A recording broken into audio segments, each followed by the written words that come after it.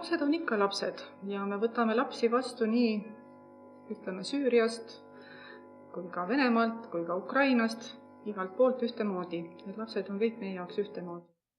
Et uusi lapsi vastu võttes me tegelikult ei keskendu kunagi sellistele erisustele või erinevustele.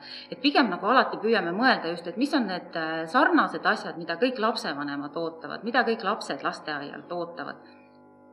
Ja pigem me lähtume sellistest üldinimlikest väärtustest ja üldinimlikest vajadustest, et kõik soovivad olla turvalises keskkonnas ja kõik soovivad sellist usalduslikku suhet luua õpetajaga ja omavahel.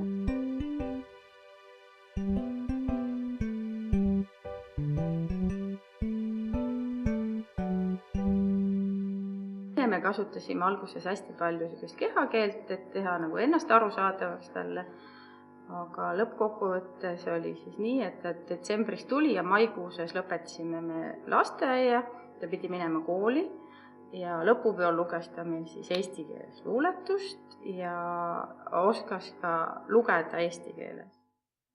Aga meie jaoks väga selles mõttes positiivne kogemus, et ei tasu karta.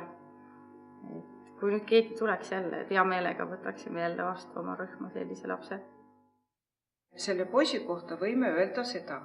Ta oli hästi meeldiva olemisega, ta oli hästi tähelepanelik ja ta oli väga aktiivne ja ta oli ka hästi sõbralik.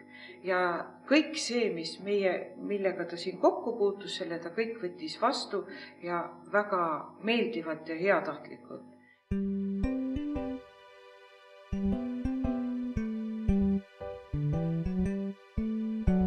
Meile tuleb uus pere, siis esimese asjana me alati kutsume selle pere endale külla. Ja me räägime selle perega, me näitame seda, kuidas me elame, mida me teeme, nii palju kui on võimalik selle ühe korraga siis ära rääkida.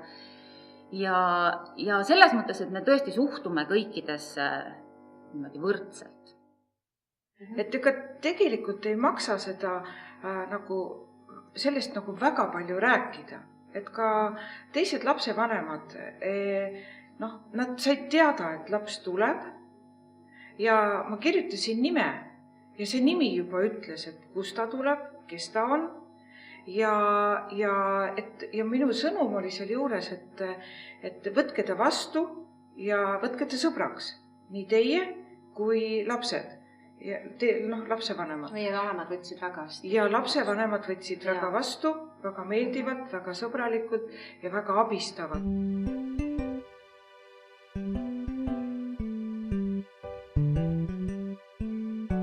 Nende tegevuste peale, siis nagu meie õpetajad räägivad, et me ei tee midagi nendega teistmoodi, me teeme täpselt samamoodi nagu oma lastega. Lihtsalt võib-olla nendega kasutame rohkem kehakeelt, võib-olla seletame, võib-olla näitame neile rohkem, aga samas tegevused ja kõik lasteaiane elu toimub täpselt nii, nagu me käituksime ka oma eesti lastega. Kehakeelt võiks hästi palju kasutada alguses ja pildimaterjali seinte peal. Päevategevused on meil rühmas praegu piltide peal terve päev. Rääkivad seinad. Minu isiklik soovitus on see, et võtke teda täiesti lihtsalt ja tavaliselt ja rääkige temaga kõike eesti keeles ja vaadake silma ja olge emotsionaalsed, siis läheb kõik hästi.